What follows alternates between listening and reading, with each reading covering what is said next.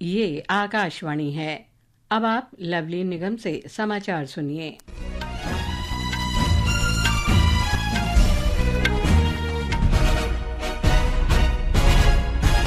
प्रधानमंत्री नरेंद्र मोदी ने कहा है कि सरकार ऐसी गतिशील व्यवस्था बनाने पर ध्यान देना जारी रखेगा जहां प्रत्येक आकांक्षी उद्यमी को आसानी से ऋण सुविधा उपलब्ध हो सके। प्रधानमंत्री मुद्रा योजना की 10वीं वर्षगांठ के अवसर पर आज सोशल मीडिया पोस्ट में श्री मोदी ने कहा कि इस योजना ने अनेक लोगों के सपनों को साकार किया है। प्रधानमंत्री ने इस योजना को उद्यमियों को सशक्त बनाने के लिए मौन क्रांति बताया। इससे पहले प्रधानमंत्री ने इस योजना के लाभार्थियों के साथ अपने निवास पर बातचीत की।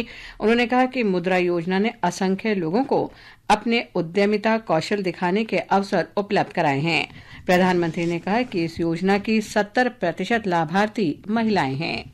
सबसे ज्यादा लोन के लिए अप्लाई करने वाली महिलाएं, सबसे ज्यादा लोन प्राप्त करने वाली महिलाएं और सबसे जल्दी रिपेमेंट करने वाली भी महिलाएं। और एक बार पैसा आए तो उसका सदुपयोग करना, ये अपने आप में आपके जीवन में भी एक डिसिप्लिन ले आता है। ये जीवन को बनाने का एक अवसर देता है।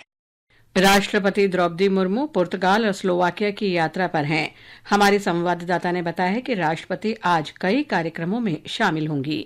राष्ट्रपति द्रौपदी मुर्मू अपनी पुर्तगाल यात्रा के दूसरे और अंतिम दिन पुर्तगाल के प्रधानमंत्री लुइस मोंटेनेग्रो से मुलाकात करेंगी। राष्ट्रपति पुर्तगाल की असेंबली, चैम्पलिन फाउंडेशन और राधा कृष्ण मंदिर भी जाएंगी। राष्ट्रपति अल्मेडा में महात्मा गांधी की प्रतिमा पर पुष्पांजलि भी अर्पित करेंगी। राष्ट्रपति पुर्तगाल में भारतीय समुदाय के सदस्यों से भी मिलेंगी। इसके साथ ही उनकी विभिन्न विश्वविद्यालयों और शैक्षणिक संस्थानों की कुछ भारतीय शोधकर्ताओं से भी मुलाकात की संभावना है। पूजा पी वर्धन, आकाशवाणी समाचार, लिस्बन।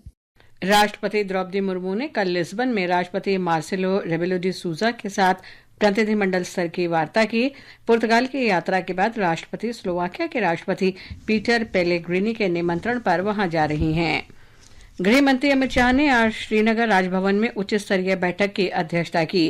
बैठक में जम्मू कश्मीर में जारी विकास परियोजनाओं की प्रगति पर समीक्षा की गई।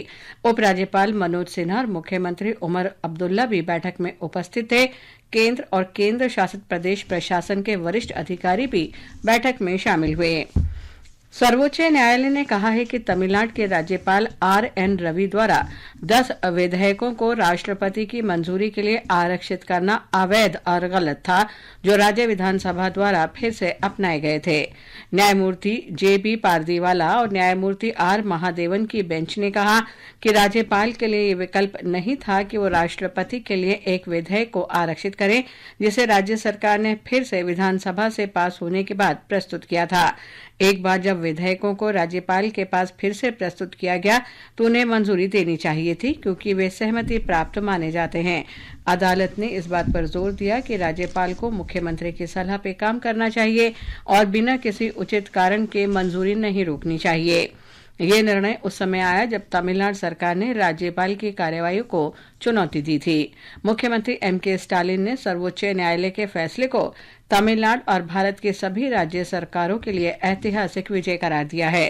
तमिलनाडु विधानसभा में बोलते हुए मुख्यमंत्री स्टालिन ने कहा कि यह निर्णय राज्य के विधायी स्वायत्तता के प्रति उनकी स्थिति को सही ठहराता है। जम्मू कश्मीर में 3 और राजनीतिक संगठनों ने अलगाववादी हुर्रियत कॉन्फ्रेंस से खुद को अलग कर लिया है।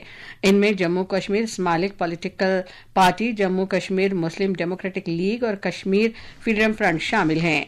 सोशल मीडिया पोस्ट में गृह मंत्री अमित शाह ने इस कदम का स्वागत किया। उन्होंने कहा कि भारत के संविधान में लोगों के भरोसे का एक मजबूत प्रतिबिंब है। श्री शाह ने कहा कि प्रधानमंत्री नरेंद्र मोदी का एकजुट और मजबूत भारत का सपना और मजबूत हुआ है, क्योंकि अब तक 11 संगठनों ने खुद को अलगाववाद से अलग कर लिया है।